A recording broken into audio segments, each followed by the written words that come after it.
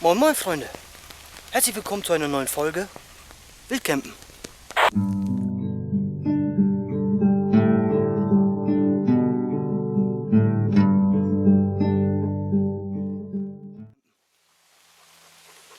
Wir sind jetzt hier irgendwo im Teutoburger Wald. Irgendwo. Ich habe hier hinter mir direkt so einen Platz für Pferde, wo die reiten können, so ein paar Mal im Kreis.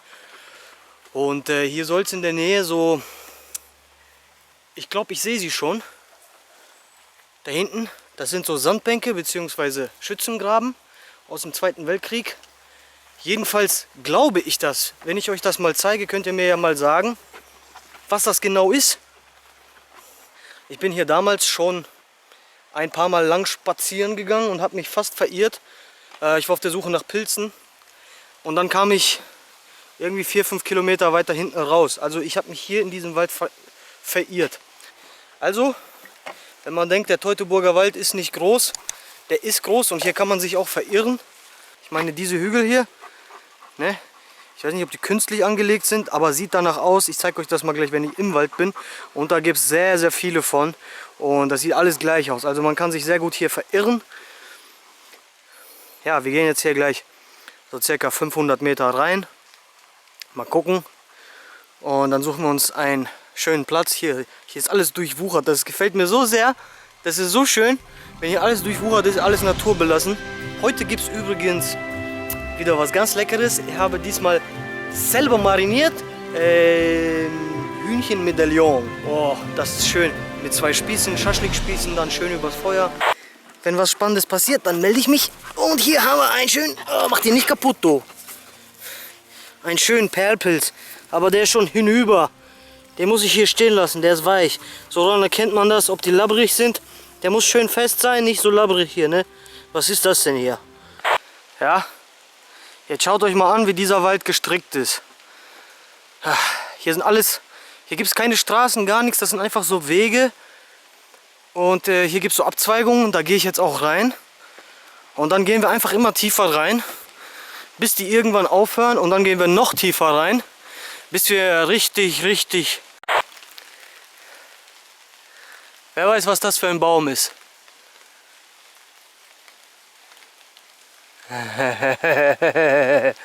Ich weiß es. Man muss die Blätter anschauen. So, hier fängt das an. Hier diese ganzen Barrikaden. Ich weiß nicht, wie man das nennen soll. Das sind so kleine Berge. Überall, da hinten wieder einer. Und die ziehen sich so, als ob das so Schützengraben wären. Hier, muss man sich mal anschauen. Jetzt hier bin ich oben auf der Ebene. Und dann geht das hier sofort so steil runter. Die sind doch künstlich. Vielleicht Erster Weltkrieg, Zweiter Weltkrieg. Schätze ich mal. So. Oh, da sind Wanderer. Das ist aber gefährlich. Ganz alleine. Hier im Wald.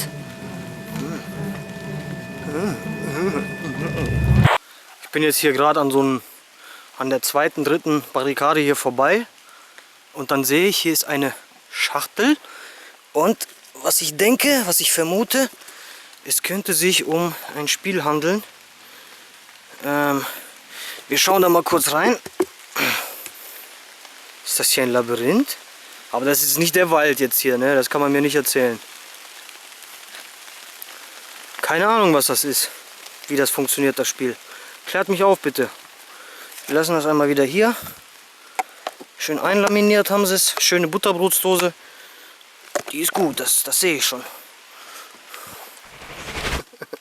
Leute, ich bin hier echt im Dschungel, ne? Boah, das ist richtiger Dschungel hier. Ob ich hier überhaupt später noch mal rausfinde. Hier haben wir einen Jägerhorst. Da hinten.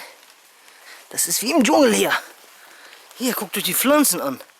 Die sind Jahrtausende alt. Das ist ein Farn. Diese Pflanze ist Tausende von Jahren alt. Und die war damals so groß wie ein Baum. Also so wie ein Buche ungefähr. Ja, ja.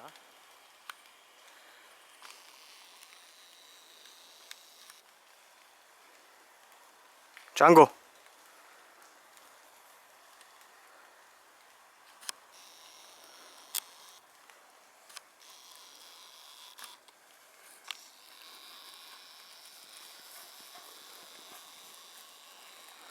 richtig düster hier. Und das geht noch richtig weit rein. So. Wow, das ist hier echt düster. Aber ich werde da hinten mir einen Platz suchen. Der ist sieht richtig geil aus. Boah, ist das geil hier, ey. Das sieht so geil aus hier. Boah, alles flach, alles voll mit Gras. Hammer, ey. Hoffentlich ist hier kein Sumpfgebiet oder so. Jetzt zieht euch das mal rein, ey. Das ist doch... Das ist ja echt krass. Boah.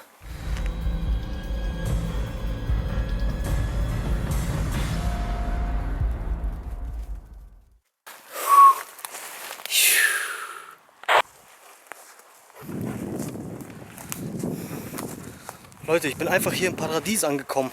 Ich weiß nicht, wie ich das beschreiben soll, aber hier sind einfach überall Pilze. Ich zeige euch die mal kurz.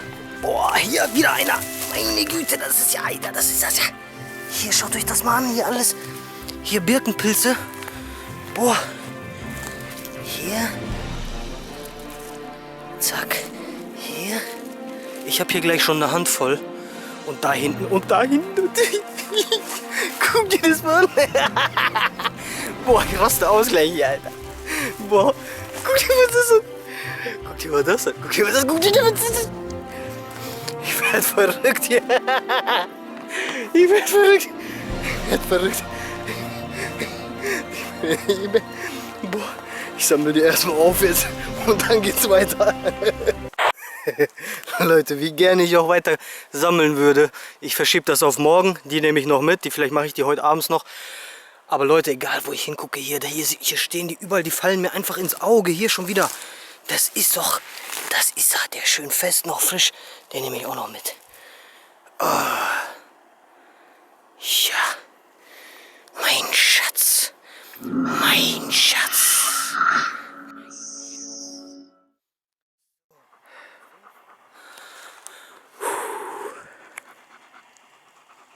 Das wird mein Platz für heute Nacht. Hier spanne ich mein Tarp. So, hier mache ich dann Feuer hin. Da hinten wird es richtig dunkel. Da will ich ungern, weil erstens wegen der Videoqualität auch. Und ich habe hier einfach ein bisschen Freiheit. Hier ist nicht so viel Gras. Ne, habe ich mir jetzt so ganz bewusst ausgesucht. Dieser Platz ist ganz gut, auch gerade alles. So, hier sind die Pilze überall. Überall sind die Pilze los. Und das ist einfach wunderschön. Da werde ich morgen richtig Spaß haben, hier die Pilze aufzusammeln. Hier ist wieder einer. Hier. Hier. Hier. Wo war noch einer? Hier. Der ist auch noch gut. Der ist richtig gut. Hier, den nehme ich auch noch. Den muss ich abmachen. So, ich komme gleich zu den Pilzen. Ich setze mich erstmal gleich hin. Ich spanne das hier alles über. Und dann quatschen wir mal ein bisschen, ne?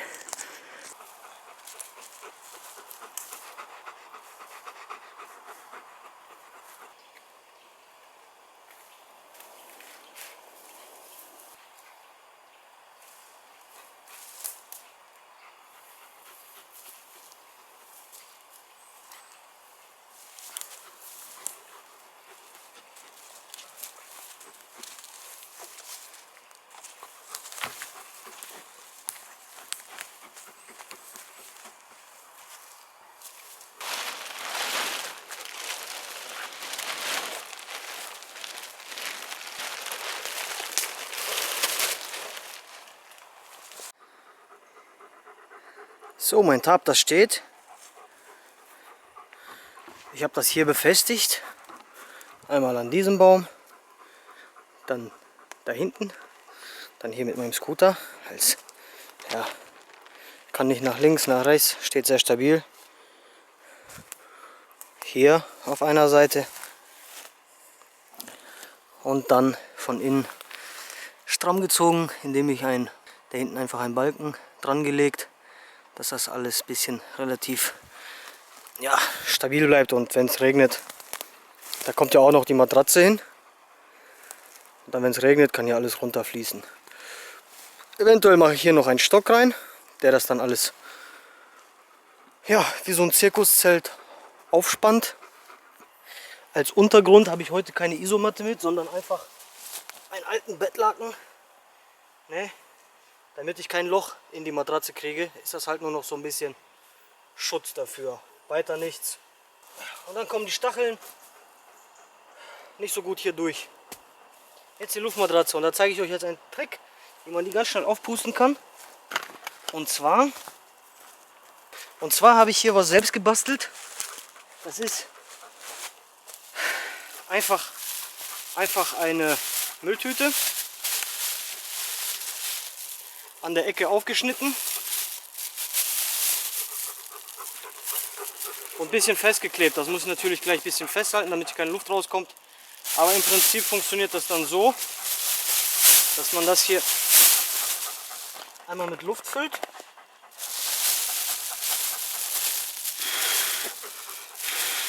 Und dann zumacht. Und dann wird das hier einfach dran gehalten. Und so, 1, 2, 3, 4, 5, 6, 7, 8, 9, 10, letzte.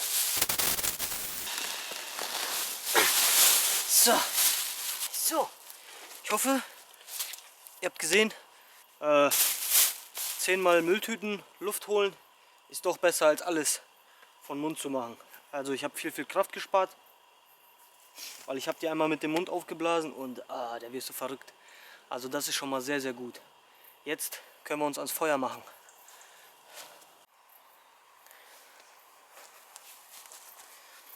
Ich habe die Pilze jetzt erstmal hier in meine Schlafsacktasche reingetan, weil es auch ein bisschen zu dunkel jetzt ist, um das wirklich zu beschreiben alles und zu zeigen. Ich denke, wir verschieben das auf morgen, wenn es hell ist, schön in Ruhe. Wir müssen jetzt unbedingt das Feuer anmachen, damit ich dann ja erstmal ein bisschen entspannen kann. Und dann können wir nachher hier auf diesen 2 Spießen unsere Hühnchenmedaillons drauf spießen. Lecker.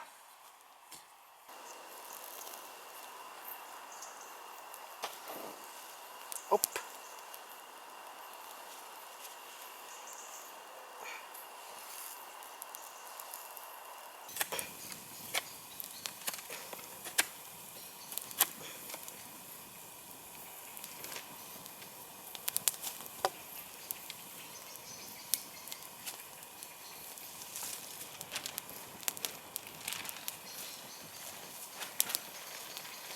So, als nächstes ziehen wir uns die Schuhe aus. Es ist ein bisschen nass alles. Socken müssen trocknen. So. Gleich schön vom Feuer.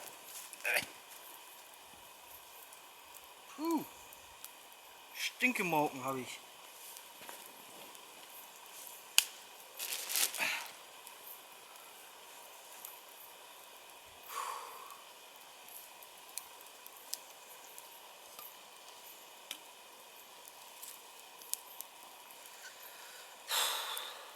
Zum Wohl.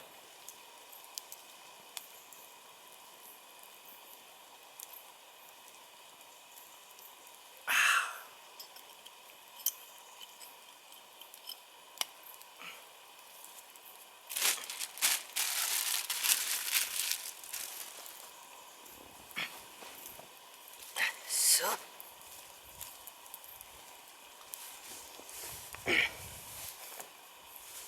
So. So, das hängen wir mal hier hin.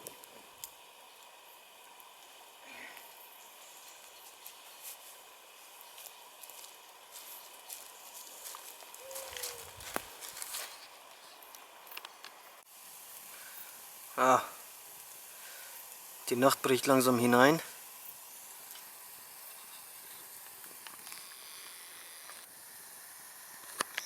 Oder wie sagt man?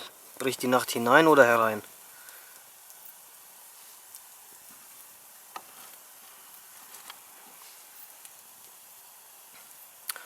Die Nacht bricht langsam hinein. Ich habe jetzt auf das kleine Feuer die etwas größeren Stückchen von den Kiefernresten, die hier einmal irgendjemand abgesägt hat, drauf getan. Die brennen schön lange. Ja, wenn ich da später meine Hähnchenmedaillons drauf grille, das wird einfach herrlich, schön mit Aromat. Bisschen geräuchert, bisschen gegrillt. So, dann haben wir hier einmal schön Schaschlik. Das sind genau 4 Stückchen. Habe ich selber mariniert.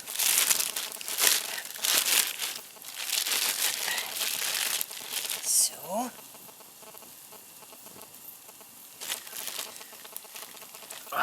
Schaut euch das an. Ich habe die Zwiebel alle schon abgemacht. Und jetzt ist nur noch halt... Das hat eine ganze Nacht im Kühlschrank gelegen. Also mariniert. Und jetzt muss nur noch aufgespießt werden. So. Länglich, nicht vergessen, ne?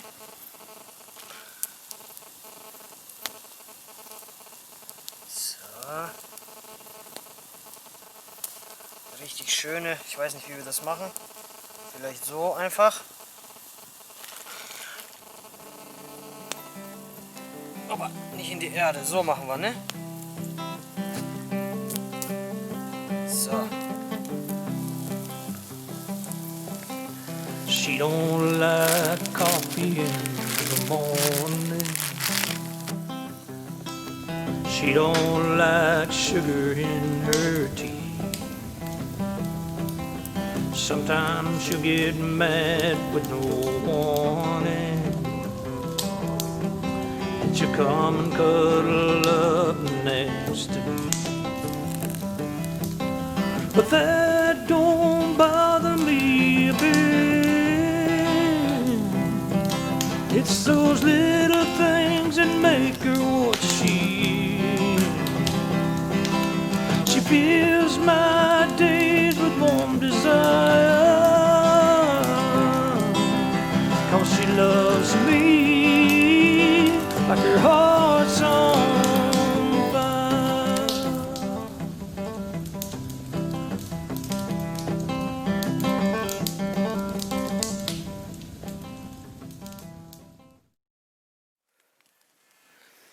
So, es gab ein paar Komplikationen. Und zwar hat es jetzt gerade richtig angefangen zu regnen. Was heißt richtig, aber spürbar. Und da wollte ich Django jetzt nicht hier hinten in der Ecke neben dem Baum schlafen lassen. Deswegen habe ich ihn jetzt mit hierhin zu mir geholt. Ich habe das jetzt noch ein bisschen straffer gemacht, das Ganze. Hier sieht man, ich habe hier gerade schon Wasser abgeschöpft. Da habe ich einfach hier die Kanne, da ist noch Wasser drin. Da habe ich halt hier eingeknickt, ein paar Mal draufgehauen hier oben und schon fließt das ganze Wasser hier runter. Ich habe hier noch strammer gemacht, hier nochmal befestigt, dass es hier gar nicht umfallen kann, falls sich hier Wasser sammeln sollte nachts, damit hier ja nichts umkippt. Ne, hier hat sich auch schon eine Pfütze gesammelt, aber ich hoffe, dass das alles stabil bleibt über Nacht. Ja, aber übrigens, so kann man sich auch Wasser schöpfen. Es gibt diese Beduinenzelte, die sind nämlich so geformt, dass in der Wüste zum Beispiel, wenn mal Wasser kommt von oben, dass das vom Zelt alles aufgefangen wird. Die sind nämlich so geformt, dass hier so eine Wölbung ist, ne, so wie Zirkuszelt ungefähr, kann man sich vorstellen. Und das Wasser geht nicht, das fließt nicht ab, das wird alles aufgefangen, weil es dort in der Wüste sowieso sehr selten regnet, ne? Oh, wir haben ein Problem. Meine Speicherkarte ist voll bei der Kompaktkamera. Und ja, jetzt sitze ich hier. Angeblich ist die Speicherkarte voll, obwohl ich weiß es nicht. So viel habe ich gar nicht gedreht. So, das wollte ich aber noch heute zeigen. Ich gucke mal morgen früh, was da los ist mit der Speicherkarte. Vielleicht mache ich dann diese rein, aber ich glaube 64 GB nimmt sie gar nicht an.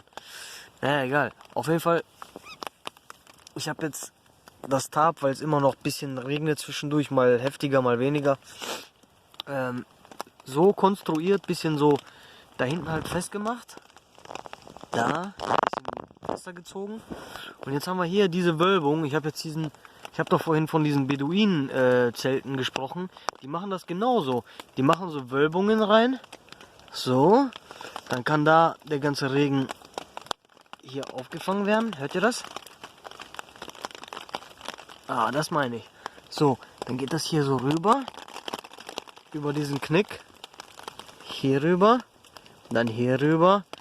Und dann ab diesem Knick fließt das Wasser dann hier so rein. Und dann ab hier da rein. Und dann geht das da hinten runter und kommt beim Scooter hinten wieder raus. Hopp! Guten Morgen. Wir haben es genau 6 Uhr jetzt. Das Feuer ist schon aus.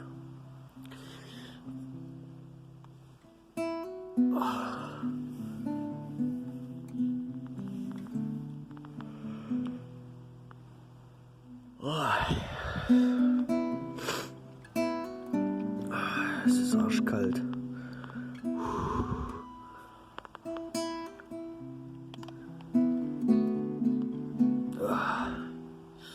Meine Kleidung ist immer noch nass. Ich muss jetzt aufstehen und dann mich ein bisschen aufwärmen. Und dann mache ich mich auf den Heimweg. Und die Pilze, da wollte ich ja auch noch was zu sagen, aber das machen wir zu Hause, glaube ich. Meine Kleidung ist nass. Es ist kalt. Ich will nicht mehr hier so lange bleiben.